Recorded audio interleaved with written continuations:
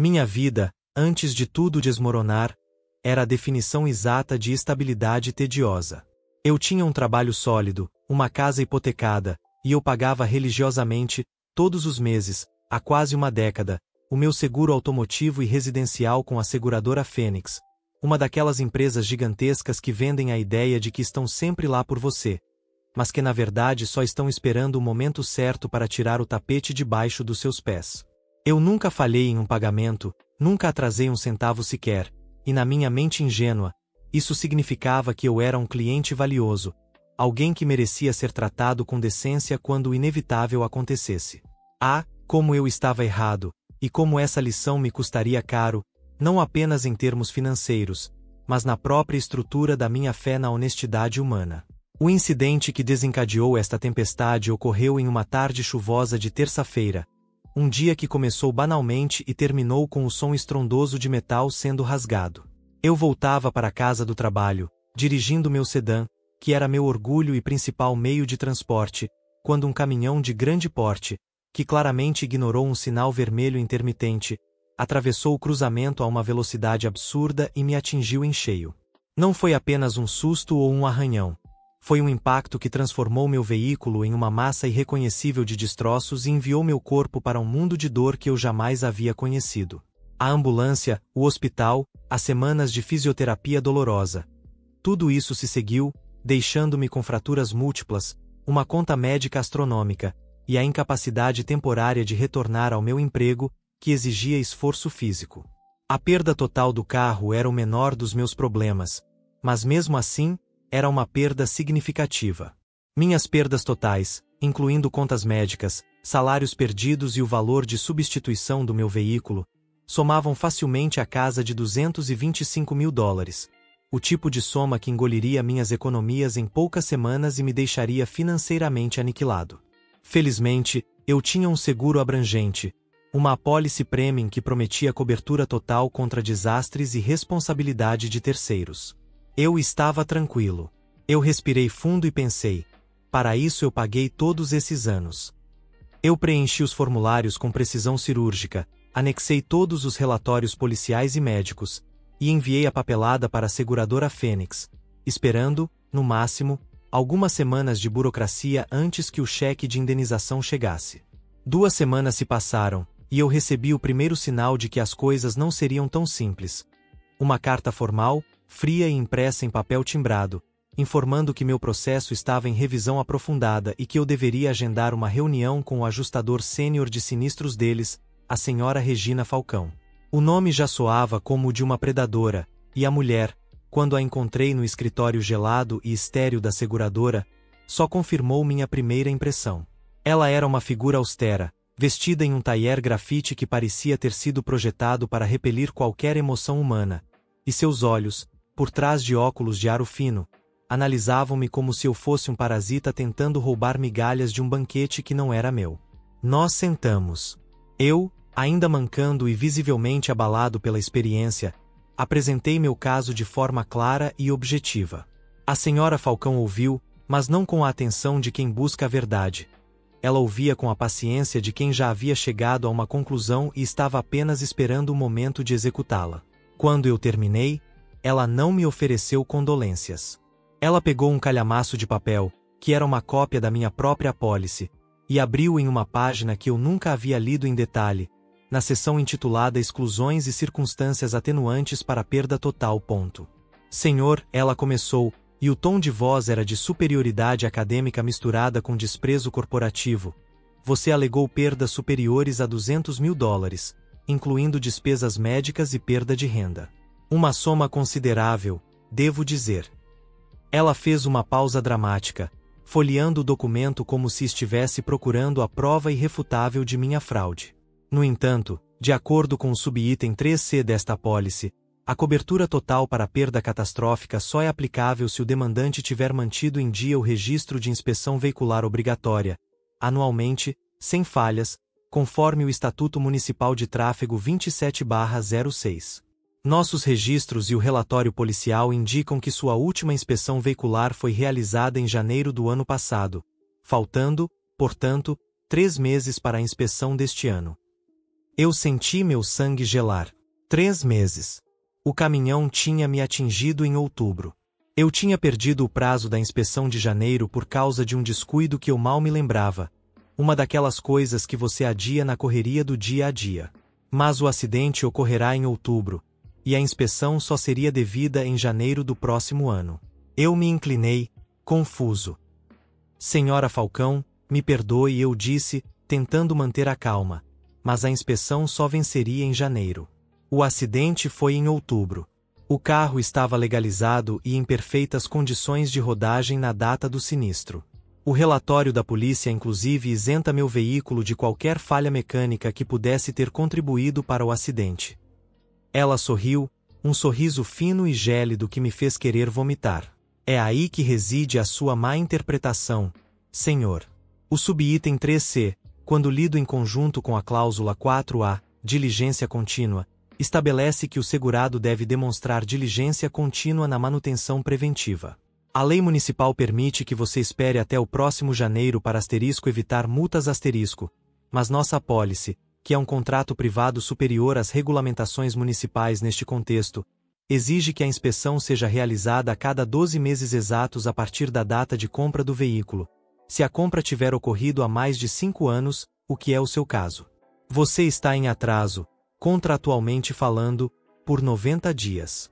Esta falha de diligência, ainda que mínima, nos permite negar o pleito de indenização total, reduzindo o pagamento a apenas 20% do valor de mercado do seu veículo e cobrindo apenas 50% das despesas médicas, excluindo fisioterapia e salários perdidos.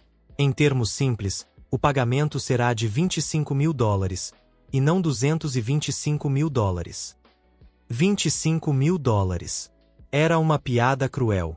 Isso não cobriria nem o valor de mercado de um carro usado, e me deixaria afogado em dívidas médicas. Eu senti uma onda de incredulidade se misturar com uma raiva quente, fervente. Você está me dizendo que, por causa de 3 meses em um papel, que não tem absolutamente nenhuma relação com a causa do acidente, vocês estão me negando o seguro que eu paguei por 10 anos.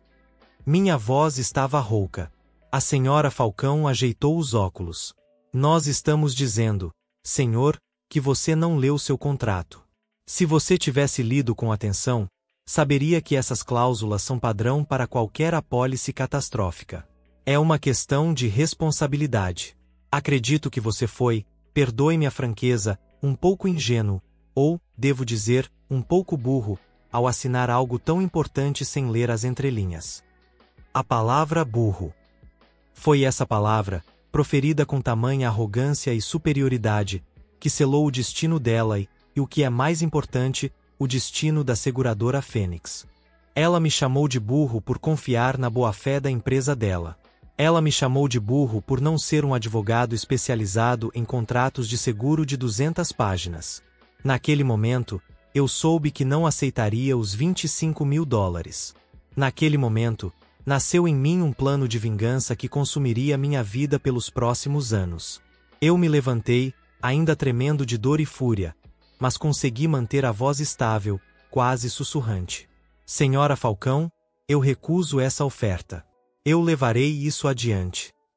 Ela revirou os olhos, um gesto sutil, mas que transmitia toda a certeza de sua vitória. Boa sorte, senhor.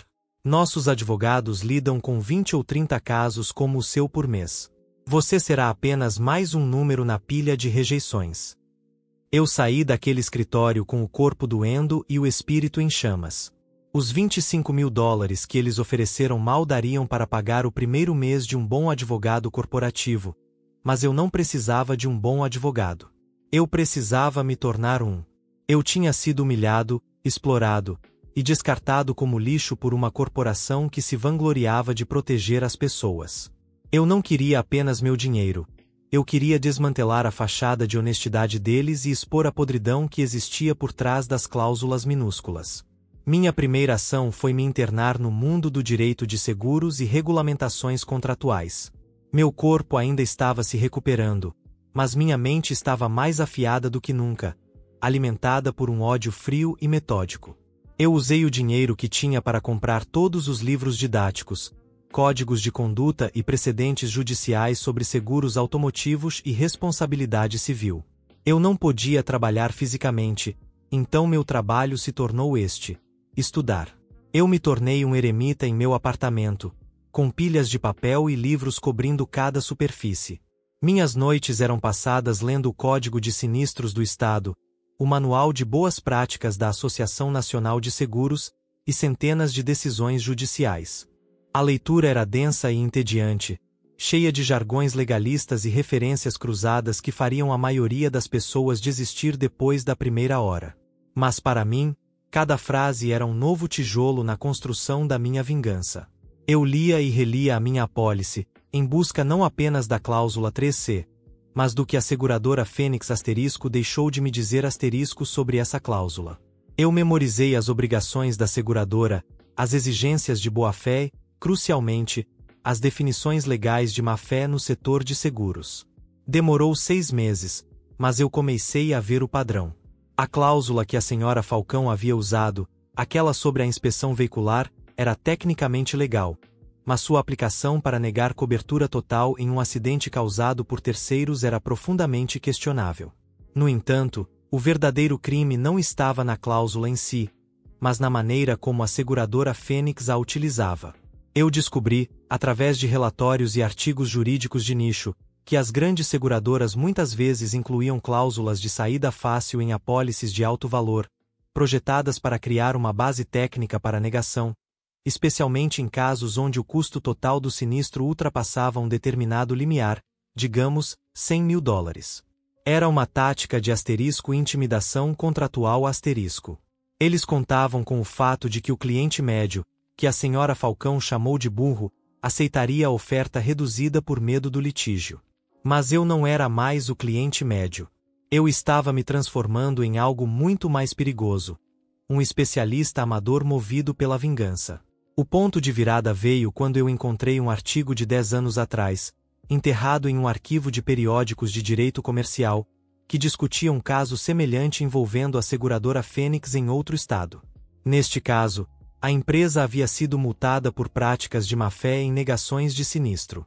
O artigo mencionava um protocolo interno de redução de responsabilidade, PRR, que instruía os ajustadores a buscar ativamente falhas mínimas na diligência do segurado para oferecer um acordo de 20%, independentemente da relevância da falha para o acidente em si. O PRR era o manual de instruções para chamar as pessoas de burras. Eu sabia que, se eu pudesse provar que a senhora Falcão não estava agindo com base em uma interpretação legítima da apólice, mas sim seguindo um protocolo interno desenhado para economizar milhões de dólares anualmente, eu não apenas ganharia a indenização original, mas também teria direito a indenizações punitivas por má-fé.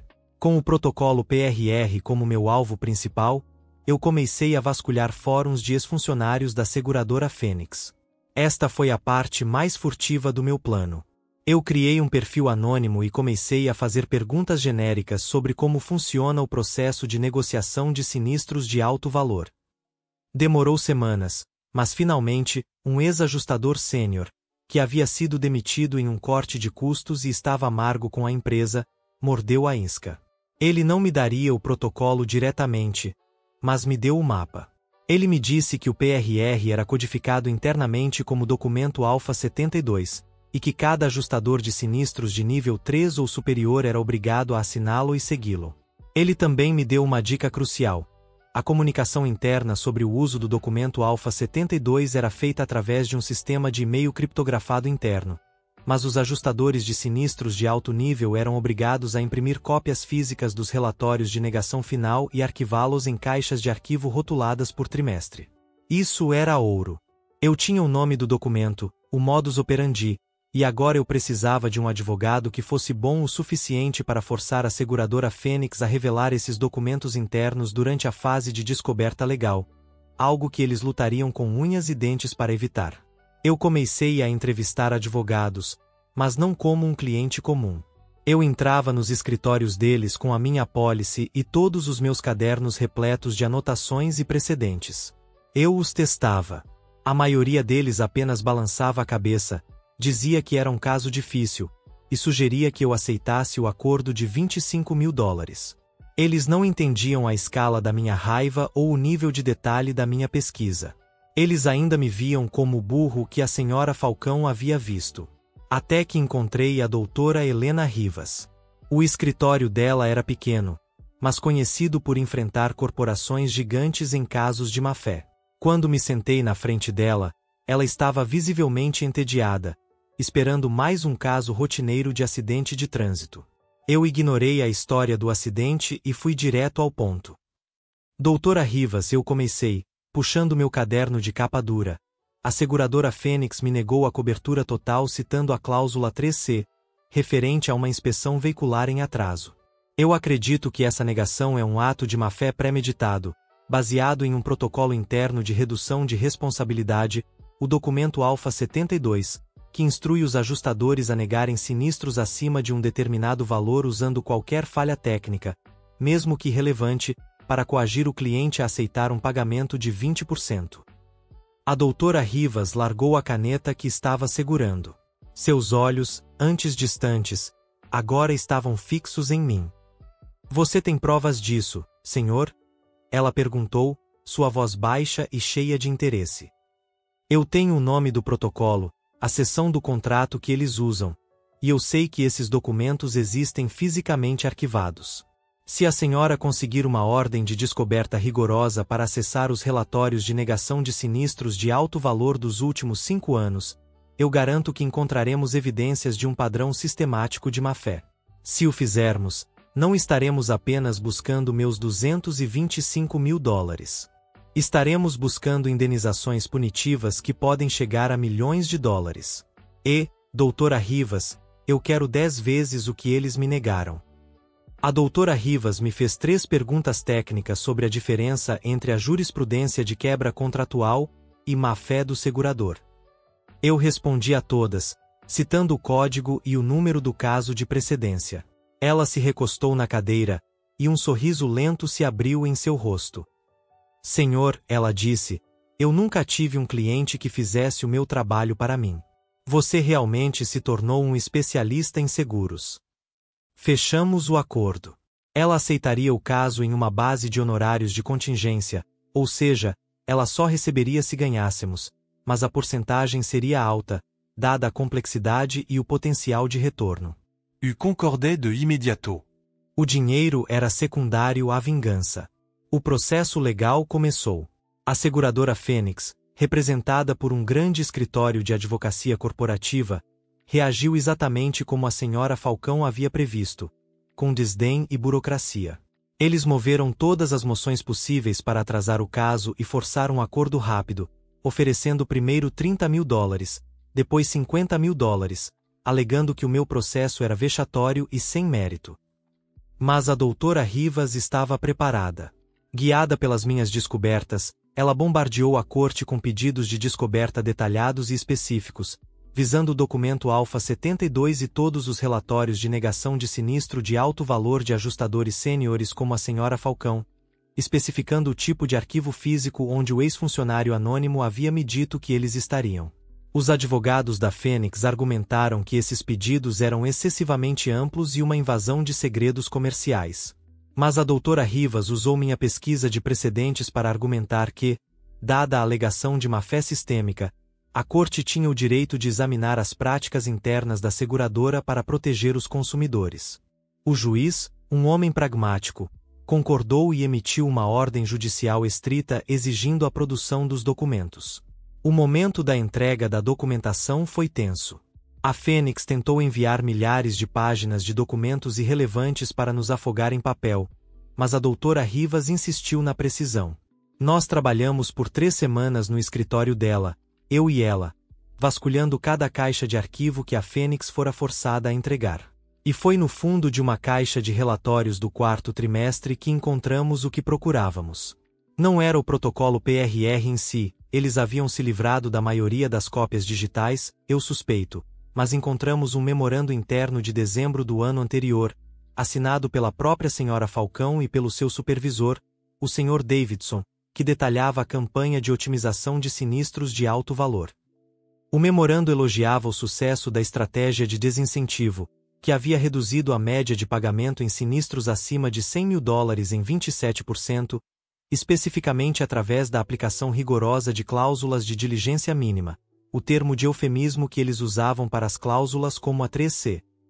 O memorando prosseguia, em linguagem corporativa gélida, explicando que o objetivo da campanha era desincentivar litígios, garantindo que o pagamento de 20% fosse suficiente para cobrir custos imediatos, mas insuficiente para contratar um advogado de alto nível, forçando o segurado a aceitar a perda e internalizar o custo da diferença.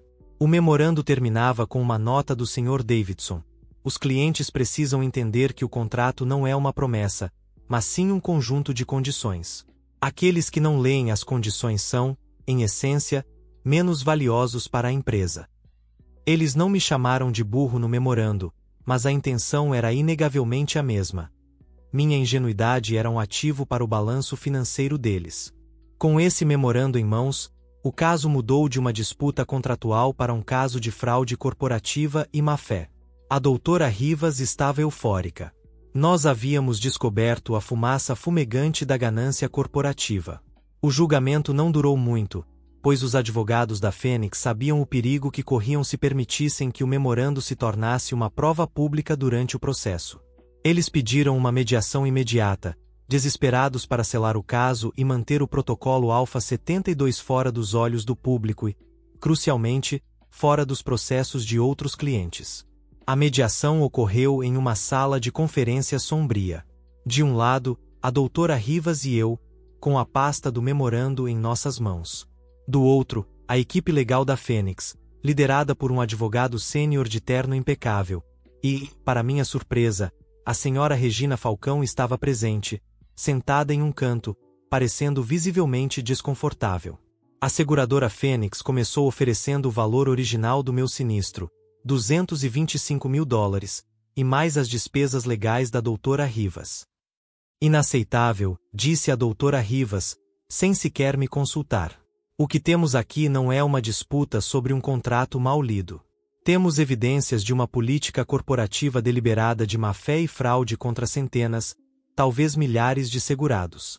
O dano à reputação de vocês, e a multa regulatória que isso acarretará, valem muito mais do que a indenização original. O advogado sênior tentou argumentar, falando sobre interpretação criativa do contrato, mas a doutora Rivas apenas abriu a pasta e empurrou o memorando da campanha de otimização de sinistros na direção dele. O objetivo era desincentivar litígios, não era? Ela perguntou. O senhor aqui foi um dos clientes que foram chamados de burros por não lerem a letra miúda. Ele não aceitou o desincentivo. Ele transformou sua vingança em conhecimento. Agora, o preço é alto. As negociações se arrastaram por horas, com a doutora Rivas sendo inflexível. Eu permanecia em silêncio, observando a senhora Falcão.